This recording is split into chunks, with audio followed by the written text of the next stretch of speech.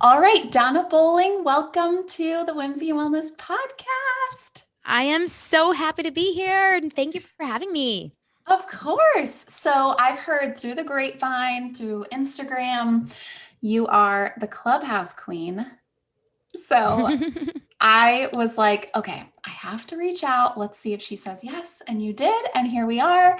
And Yeah. so I feel as though probably some of our listeners are like, what is this Clubhouse you speak of? Because that was kind of me like just a month ago. So before we dive into Clubhouse, can you just kind of tell us a little bit about yourself and what it Mhm. is you do, why you about Clubhouse? Yeah. Well, I'll get into Clubhouse in a second, but what you should know about me is that I basically, growing up, was the kid that got in trouble for talking too much. Like that was who I was. I was a chatterbox. I always got that remark on my report cards. And when I got a little bit older, my goal in life was to be Barbara Walters. Like that's all I wanted to do. I wanted to connect with people, talk to people, interview people all day long, all the time. And then I started to work in casting actually. When I graduated college, I'm born and raised here in Los Angeles. And I was always very interested in the television industry, the film industry. And so I got a job after I graduated UC Santa Barbara. I went straight into casting. And I was a casting director for many, many years, a very young casting director with my own shows. I discovered a lot of Disney stars, Nickelodeon stars, and did things for all kinds of networks. And what Mm-hmm. I did was at that point, I was about 15 years into casting and realized once I had my young kids, I was like, this is not really necessarily what I want to be doing. I love the talking to other people. I love the meeting side of it, but I didn't love a lot of the other stuff of casting. I didn't love the Mm-hmm. admin side. I didn't love the fact that there was a little bit of a lack of creativity and it wasn't really my spiel. Like I was the connector, but Mm-hmm. I didn't have the control. And I kind of like the idea of having my own baby. Yeah. So I started my own business coaching actors from home in 2017 without any business knowledge. And I grew to six figures in about 18 months from home just because Wow. of Instagram marketing. And when I say marketing, I did not pay for an ad. It was just me showing up every single day on stories and on stories and in posts. At the Mm-hmm. time, there was no such thing as reels and just really connecting with my audience. And then I had a podcast for actors and my business grew a lot, but I never really wanted to work with actors only. I wanted to help people really come out of their own in their businesses. And I really like the idea of personal branding and growing someone's personality through showing up on camera and showing up on Instagram. And so I started Mm-hmm. to coach people that way. And then in January of this year, I got invited to Clubhouse on December 31st. My friend in my mastermind was like, you got to try it. And I was like, what is this crazy thing? And for about 3 days, I listened to random rooms with people I didn't know, feeling very fish out of water, feeling very Mm-hmm. lost. I didn't understand why in the world this would be a good app for me. And so on January 4th, I remember coming into my office, and one of the people that I really love and follow on Instagram, she's an Instagram coach. She mentioned on her stories that she was holding a Clubhouse room. And I thought, Mm. oh, well, this is a room that maybe I'd actually get some value out of. So I went in there and somehow got the nerve to raise my hand for the first time. I still had my party hat. It was just 3 days in. I raised my hand, got on stage, and I just shared one little tip in a very non-pitchy way. I didn't kind of like sell myself. I didn't even know what I was doing. I just shared a little tip. And then I went back to Instagram and I had Mm-hmm. 25 new followers and 10 Wow. DMs, including one from someone asking if I wanted to be a guest speaker in their program. And I thought, okay, what is this magic? Like I've been on Instagram for years. I had about 7,000 followers by showing up every single day, creating reels, doing all the right things, Mm-hmm. and just, lack of growth. And all of a sudden, 25 new followers in a 5-minute share, that is like unheard of. Yeah. So I went back and I never looked back. And so January 4th, I spoke for the first time on Clubhouse, and I've been on Clubhouse every single day. Today is mid-April. I've been on Clubhouse every single day since. I host many rooms, 5 rooms approximately a week. I have 16,000 Clubhouse followers, and I have grown my Instagram account over 5,500 followers in 3 months. Wow. 4 months. I guess we're on 4 months now. I can't even remember I what know. month it is anyway. But it's unheard of, to the point where like sites that talk about Instagram growth, like that show your analytics, think that I'm buying followers because it's coming that Wow. fast. But my Wow. engagement is going up. The people that are finding me on Clubhouse are very, very engaged with my content because Mhm. they already know me and they feel connected to me because of Clubhouse. So Clubhouse is the best gift my business has ever gotten. And now I also help and coach Clubhouse to others. I love that. That is such a cool story. I followed you. It's so weird. I like personally followed you on my personal page probably the beginning of December. Oh, Just before I was Clubhouse. yeah, like I was searching Instagram growth and found you that way. Oh, And wow. like you said, you had like 7,000 followers or whatever. And then I watched you just like No, it's crazy. explode. I'm like, what is she? And like, I'm someone who's like very, okay, if this is popular, I don't know why I'm like this. It's like my personality, but if something's popular, I'm like, don't do it for myself. Like I still haven't gotten on TikTok. And so people start talking about Clubhouse, and I'm like, no, ew. But then I'm watching you talk about it, and like this, and I'm super interested by marketing and all of the things too. And so I'm like, what is this that I'm seeing you grow? And it was just mind blowing. So for people who Thank you. like are just listening, thinking like, what is Clubhouse? Can you kind of give like a brief explanation, super easy? What is this app? Yes, absolutely. So the best way it was described to me, and I really, really love it, is thinking about Clubhouse as a real life, almost like conference or convention center. So something along the lines of you go to an event like Comic-Con or one of those kinds of events, and you walk down a hallway, and in each room, there's different rooms of conversations. So panelists, and there's signs on each door and who's speaking. And you can kind of walk through the hallway and decide, oh, I feel like going into this hallway that's talking about this. Or maybe I want to go into this hallway because I really like that person. Or maybe I want to go into this hallway because that sounds fun. Or it's a really small room or a really big room. And so you can kind of decide which rooms you want to enter, but it's all audio. So there's no video content. It's just pictures of one steady picture of the person and then hearing their voice. There's a title to the room, and that is that. When you enter a room, you're immediately in the audience and you can raise your hand to get on stage and you get accepted or invited up to stage. There are moderators in each panel so that there's like some sort of a flow and a hierarchy. And you can drop in and drop out, which is the coolest part about it. You can come in for a few minutes, you can leave, you can go from room to room. I mean, it's very, very open ended. And the more people you follow on Clubhouse, the more rooms you will see, because you only really get access in your hallway to the rooms with whom you follow. The people Mhm. with whom you follow are in it. Yeah. So, so it's actually a really, really cool. It's a cool little setup, and for me, showing up on Clubhouse has created probably the most, not only growth, like visibility growth in terms of my audience, but also the connections and the collabs and the opportunities are mind blowing. Mind blowing. Wow. Yeah. Yeah. And I hear So, that again and again. yeah, I think that there's a method. I don't think you can just go on Clubhouse like without an idea of what you're doing. You have to have a goal in mind. You have to Mhm. be strategic. You have to be Mhm. intentional, and you have to get in the right rooms. And when I say get in the Mm. right rooms, it may not be the rooms that you think you should be in.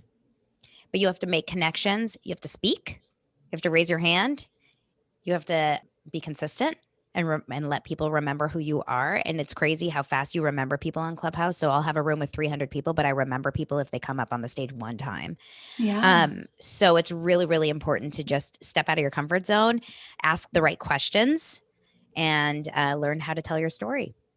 Yeah. So can you unpack that for us and say like, so what are those strategies that people can implement if they're wanting to network or grow their business? Well, so I would say get really clear on what your goals are. And at the very beginning, when you join Clubhouse, like you're not going to have any idea what your goals are. Maybe some people will say, oh, I just want to grow my business. Well, growing your business is so vague, right? Like it's just like, what Yeah. does that even mean? Do you want to grow your audience? Do you want to grow your connections? And then you have to think about what kind of rooms you want to go into. So there's a few different kinds of rooms you can go into. You can go into rooms where you will learn something. So maybe it's rooms held like almost podcast style. I'll go in there and just listen. Maybe it will be on LinkedIn, which I don't know anything Mm-hmm. about LinkedIn. So I'll go in a room like that just to kind of listen, maybe take some notes on strategy that I can implement. Or there will be a room on TikTok strategy, which I don't also know very well. Or there will be a room on relationships and parenting, like whatever it is that I'm not an expert in. So I'm like, okay, maybe I should learn something. So that's one kind of room that you can go into. But when it's Mm-hmm. those kinds of rooms that you're just learning, you can ask a question, but a lot of times you can just sit and passively listen. That's not what I would suggest to grow, but that's one kind of room. The second kind of room is going into rooms where your ideal clients are hanging out. So Mm-hmm. for me, that is usually females, entrepreneurs who have businesses from home, solo entrepreneurs, or just starting and feel uncomfortable on social media. Mm-hmm. That's my people. I even help a lot of people that feel comfortable on social media, but just feel like they need a little bit of a shake up in terms of their content. And finally, the third kind of room is a room with someone that you are inspired by, someone that you want to connect with. So if I have my sights set to connect with a personality on Clubhouse just because I've always like been a fan of theirs on Instagram or something, I'm going to make sure to go into as many rooms as I can that they are speaking in so that they Mm-hmm. see that I'm there. And then the goal is to eventually hopefully get into a situation where I can connect with them on stage. And if I can't do that, at least I can try to start sending them some DMs or I can start sharing their content on social so that I can start to kind of be seen by them. And then the Mm-hmm. goal from that is to be consistent with that until you eventually, become friendly. And so many people on Clubhouse I would have followed on Instagram. Like for an example, later today at in an hour, I'm co-modding a room with on Instagram. Her name is Coach Glitter. She's a live video coach, and I've Mm-hmm. been following her for years. And I never thought in a million years, like, oh, we're going to be friends and we're going to be on a Clubhouse stage together. And this is so much more than Clubhouse because if we ever are at some sort of an event or see each other in real life, there is no question that we're going to know each other because Clubhouse is Yeah. voice, which is like being on a phone call. Yeah, so neat. Okay, so I have so many questions like sparking out of me as you're talking. This is so exciting. So tell me, let's see, what do I want to ask first? Tell me like you said you did your first, like you asked a 5-minute question and then you had all these followers. So a question that I had when I first started was like, well, how do they find you? So it's not that they have to like go type in Donna Bowling on Instagram, right? You're linked. Is that right? Yes. So everyone on Clubhouse, your bio needs to be there's a couple bio hacks that you need to have, like, but you need to have a good bio. Your picture needs to be a really good picture of you. When I say good, it doesn't mean you have to look pretty. It just needs to be like very indicative of who you are and clear. And then finally you're going to want your Instagram linked. And you can only link your Twitter and your Instagram on your Clubhouse bio. So yeah, you're going to want your Instagram linked because that's the only way at this point that you can communicate via like off of your connections on Clubhouse. There's no messaging service on Clubhouse, so it's the only way that you can actually talk. Yeah. So how cool that you can just hear someone talking and then you tap on their profile and you can go right to their Instagram page or vice versa, them for you. Yeah. That's so neat. Because at first I thought, like, well, you must have to be real engaging or like interesting for someone to listen to you and then go over to Instagram, remember exactly what your name is and how to spell it. But so I think it's so neat that it's just linked. So you said bios are crucial. Can we kind of dive into that? Why are bios so important and how can someone make a killer bio? Mm. Yeah, I mean, I think over a podcast, it's hard to visualize, but the best thing to know is that the first two lines of your bio are the most pivotal. And that's because when you click on someone's picture, you only see those 2 lines. You have to say view full profile if you're interested in more. So it's your hook. And your hook can be 2 things. It can be something kind of interesting, like a statement that you believe in or a quote of yours. But for most people, it's a description of who they are and what they do. So, like, for example, mine says Instagram and Clubhouse Queen. I may change that. I don't know. But right now, when people open up my bio, they immediately, oh, okay, she works on Instagram. She works with Clubhouse. Then, so that's the most important part of your bio. But then ultimately, your bio is like, it gives you a lot of space. You can put a lot of stuff on a bio. And what's cool about that is you have a little bit more freedom. Well, not a little bit, a lot more freedom than you do over on Instagram in terms of speaking about more who you are. On Instagram, and I'm thinking the reason why is because you don't have the ability to see like video and pictures on Clubhouse. So I think that they did that so that you can get a better sense of who a person is. Right. Whereas on Instagram, if you click on someone's profile, you can kind of binge them. You can stalk them essentially. You can find out everything. But on Clubhouse, you can't. You can't see any previous history of who they are or what rooms they've done. Nothing's recorded. So it gives you an opportunity to really shine. And I like to say in my bio, I have my weekly rooms, because if you host a lot of rooms, you should put that in your bio. I have kind of all my programs that I've created, my podcast. I talk a little bit about my story and, everything I've gone through, my anxiety and my struggles in my life. And then I talk about my previous work experience, that I'm a former casting director. And then I tell people to go on over to Instagram if they want to know more. So it's like I walk them through a journey. And then finally, another really important thing about Instagram is your Clubhouse bio is having emojis. Emojis are essential in terms of explaining what you do, because emojis are searchable on Clubhouse.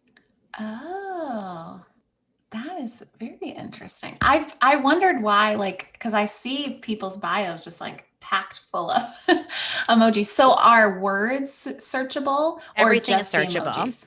Everything is searchable. But what's cool is that when you go on Clubhouse, you can search at the very beginning when you sign up on Clubhouse, or even just now, you can go in your settings and you can look at interests. And that's important to have 10 interests, because it kind of, especially before you're following a lot of people, it curates your feed. So if you notice next to each interest, there's an emoji. So for example, Instagram is a rainbow. So that rainbow better be on my profile, because I want people to search that rainbow and find my profile, because that's what I do. Oh, wow. Who invented this? So clever. Okay. All right. So back to basics a little bit. It's only voice. I just want to like reiterate this for people who are still just like, what is Clubhouse? So voice only, and it's not recorded, correct? So like you're either there or you miss it. Is that right? You can record it if you choose to. As a host, you can record your own Clubhouse room and just tell the audience, but most of the rooms are live. And miss it, you miss it, which creates a lot of FOMO issues. It definitely does. Like I'll go on the app and scroll, like right now, right? I can go on the app and I can scroll and just look and be like, oh my God, there's so many amazing rooms. I can't get in there right now. And I think that there's like a little bit of that FOMO that happens. But ultimately at the end of the day, there's always going to be rooms. There's always going to be someone. And the more people that you get to know on the app, the more people that you follow and you become friends with on the app, you're going to find at least a few of them in different rooms throughout the day. So, but I like the idea that you can't record it. It makes people have to be present rather than just like, oh, I'll watch the replay. I'll listen to the replay. Yeah, I agree with that. And I think it was Gary Vee described Clubhouse in this way of like, it's kind of like you get to eavesdrop into like a dinner party. And I thought that was like such a interesting like way to describe it.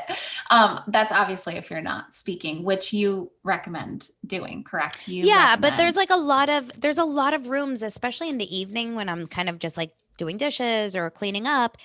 And I was such a podcast lover before this. So like I never don't have something playing in my ear. I'm a little bit like, I would say it's almost like a calming thing for me to have something in my ears constantly talking to me or listening to music. So I will, before Clubhouse, it was a podcast or an audiobook from morning till night. So now it's just live, right? But there's a lot of times that I can't speak because it's loud or I'm with my kids or, I'm not really like present for that long. So I like to Mhm. go into rooms where I can just kind of eavesdrop. You can't really Yeah. eavesdrop in the sense like you can't hide Yeah. because everyone can see you. There's no like incognito mode, but it is kind of cool that you have that option to just go and listen and no one thinks it's weird. No one's like, wait, why are you here?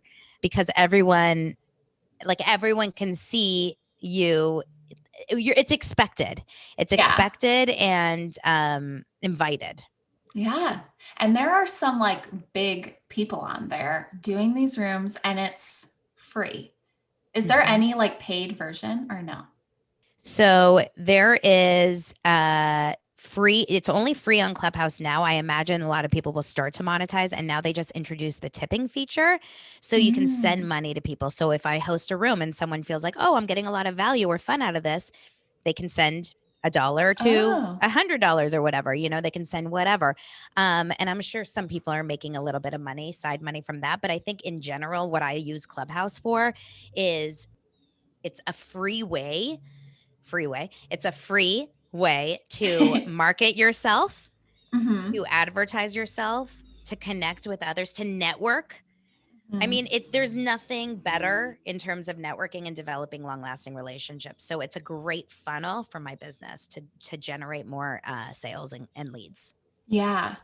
Okay. So why is it crucial to join like now? hmm So technically, we're all still early adopters, even though there's over 10 million people on the app. Hmm. There's not as many like active users. A lot of people joined Clubhouse, but then aren't there every single day.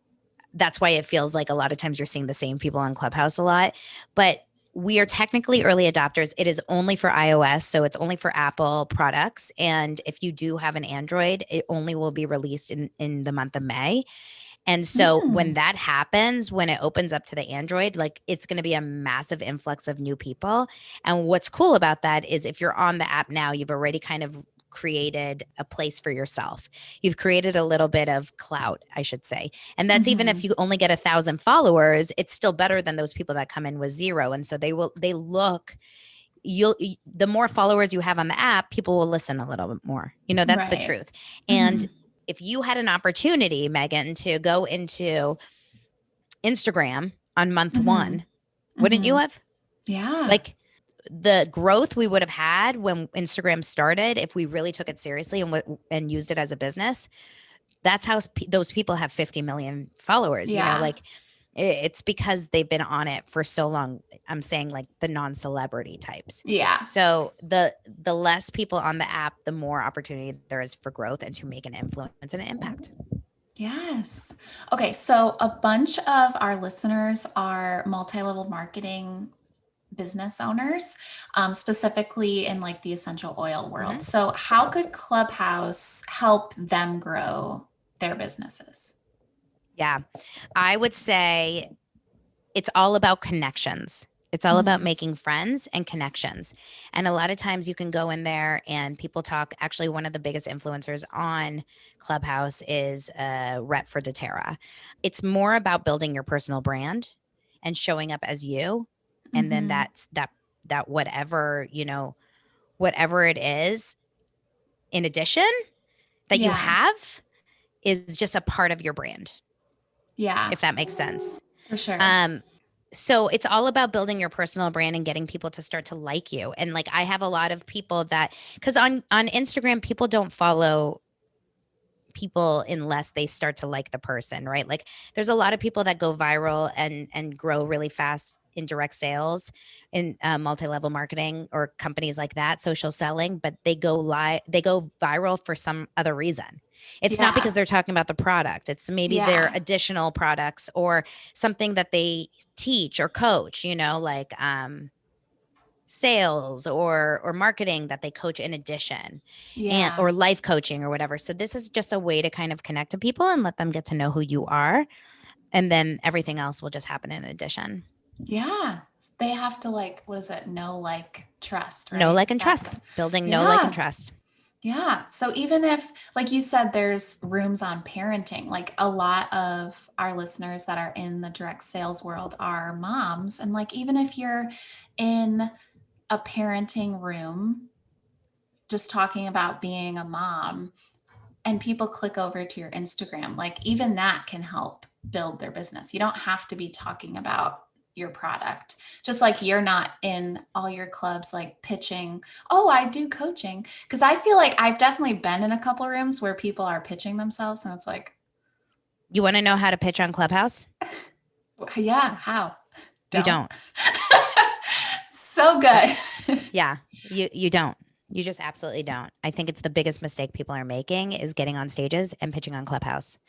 It is Mm-hmm. so obvious and it's so clear and it's Mm-hmm. so off-putting, and also we hear you in every room doing it. Like, Yeah. you become known as the person that does the same thing in every room. And trust me, I'm on a lot of back chats, like on Instagram with a lot of people that I mod with, and everyone knows those people. They're like, oh gosh, she's here again. She's just going to Mm-hmm. pitch her product. You can't do it. You can't do it. And Yeah. especially if it's not your own stage. So like the only time that you're ever really allowed to pitch maybe is if it's your own room, because it's your Mm-hmm. room. Like you can do whatever you Yeah. want. But if you're just speaking in someone else's room, no, no, no. Yeah. That's a big no-no. That's a good word. And I always loved that like phrase, words sell, stories tell.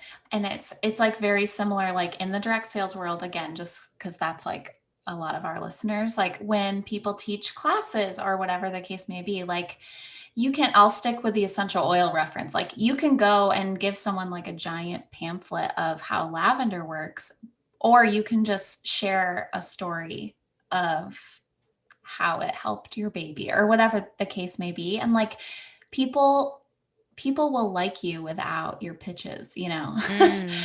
Well, So people will find out what you do because yeah, of your that's pitches. Like I mean, without your pitches, like if they just like you, right? So yes. you don't have to. The best way to sell is just to have people kind of want to know what you do. I do agree. I do believe that you need to be selling, but selling doesn't sound like selling.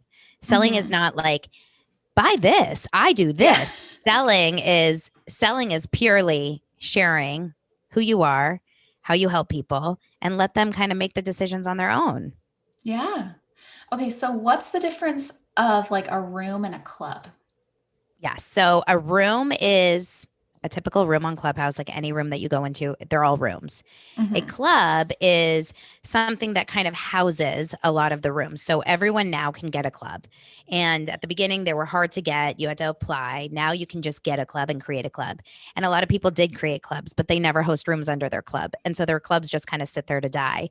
I personally host every single one of my rooms right now under Amp It Up, which is my club. The goal for that is to have a community vibe a little bit more, to have kind of recurring rooms in that club, and then also to find the more people that are part of the club get notified if you follow the club. Mm, So if okay. you schedule a room in that club, more people will know about it, if that makes sense. Okay, that makes sense. Yeah. Let's see. So you talk about moderating rooms. Am I saying that right? Hmm. What is the benefit of like moderating by yourself, co-moderating with another person or multiple people? And like, what's kind of the perk of both? Okay, so moderating, you can mod on your own, and I've done it. I no longer do it. I've tried it recently. I like having other people with me. It's kind of, number one, it releases that control and it feels more like a group vibe. Another thing is the idea of, it helps grow your room if you have a variety of moderators, because their followers get notified if they're in a room, and it will show up in their followers hallway. Another thing is just, it allows for easier conversation if there's not so many people that kind of raise their hand and try to come up. And then finally, it gives you a little bit more content. Like, I love to moderate, I love to lead mod, host a room, Mm-hmm. and be able to kind of use my moderators as people to discuss things with, ask them questions. And then also, if it's a Q&A type of style of room, I'm not the only one responsible for answering anything. You know what I mean? Right. Yeah. So how have you found other moderators? So if people are like, well, I don't know anyone on Clubhouse, like how would I find a co-moderator? What's your response to that? So it's just about showing up on Clubhouse. I've met every single person that I moderate rooms with minus one on Clubhouse. That's interesting. It's crazy. But if you're on Clubhouse enough and you show up on the same people's stages or in their rooms and you ask a question and then you connect to them offline and you start to nurture and develop and build that relationship, the next thing you know, you're going to have a relationship enough that you can probably eventually be moderated. Once you start being moderated in some people's rooms, it adds to your level of expertise. Other people start to view you and associate you as another moderator. And then, so I'm in a position where a lot of rooms I go into now, depending on the room, not all, I'll just go in just to listen and I get asked to be up on stage and I immediately get moderated. It's like almost like just people are hoping that I can stick around. I think that happens just over time, but you have to give it some time and you have to speak. That's really the best way. Speak and then develop and nurture that relationship outside. Okay, that's a good tip. So, all right, if people brand new, but they're like, all right, you sold me, I'm in. Number one, how do you join? Because it's not as simple as downloading the app. Is that correct? So you have to get an invite at this point. Yes. You still have to get an invite. It's very easy to get an invite now because a lot of people have multiple invites and they haven't used them. Like I have over 10 right now that I haven't used. So just ask your network. I would ask anyone on your Facebook or your Instagram or wherever you are if anyone has an extra invite. And you have to have an Apple phone, or an iPad. That's another thing. And then that's it. Then you're off to the races. Woo. Okay. And so people download, they get an invite, they're in. What are like 3 pieces of homework from you that can send them on their way? The first hour on Clubhouse, here's what you do. You pick a picture that is either exactly your Instagram picture or a picture of just, for the most part, your face, ideally with a solid color background. So Canva has a really great way to do a background remover and just have your face with a solid picture. I switch it up every now and again, but I'm also a little bit more established on the app. If I was just starting and I had 0 followers, I would definitely stick to a really good picture and not change it for a long time. Fix your bio, like we talked about. There's a lot of, if you Google Clubhouse bio, there's probably a lot of kind of templates that you can play around with. I'd also search other bios. And if you like another bio, just screenshot it and kind of create your own from that. And finally, follow people. Follow people that you love on Instagram. Follow people that you inspire to be. Follow your, business and like marketing heroes. Follow celebrities. Follow any of your friends. If you're in a room and you hear someone speak and they have something that's interesting to you, even if they're not in your industry, follow them. Open your eyes to the rooms that you want to get into. The more rooms you can get into, the better. So good. Okay. Is there anything else, like a question that I missed that maybe you get asked a ton about Clubhouse, or just anything else that you would want to add for people? Just show up as yourself. Don't be nervous. The nerves of speaking on Clubhouse are real. Like everyone has them, legit, me included. I was very openly nervous in my first few times speaking, but get over that because know that everyone is. It's a strange new medium. And most likely people are not rolling their eyes at what you're saying. But also a second thing is keep it brief. Brevity is the one skill that people don't master on Clubhouse, and it's enough of a reason to never want to press follow on that person. That is such a good word. Wow. Okay. Sorry, I actually do have one more question. Is there a business model that doesn't work on Clubhouse? No. I mean, there you have it. Even big brands are starting to go on Clubhouse. Just the other day, like 7,000 people were sitting and listening to Bacon Sizzle because IHOP had a room. So wow. Brands are now on Clubhouse. Personal brands absolutely need to be on Clubhouse. Yeah. That's exciting. Okay. Are you ready for rapid fire? Yes. Okay. I love these.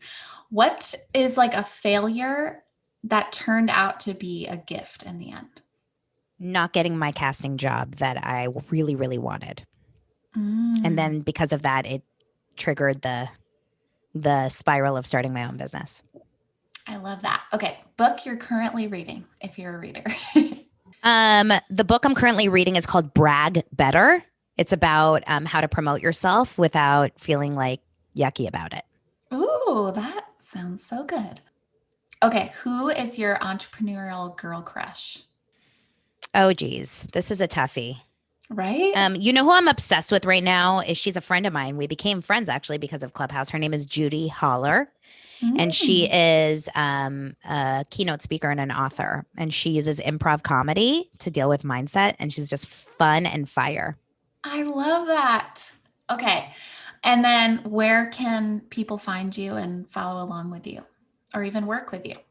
Yes, you can definitely find me over on Instagram at This Is Donna Bowling. Donna is spelled Dana, and bowling is like the sport. This is Donna Bowling, and my clubhouse is Donna Bowling, my name, and I'm on TikTok, and I have a website, donnabowling.com. I'm kind of everywhere.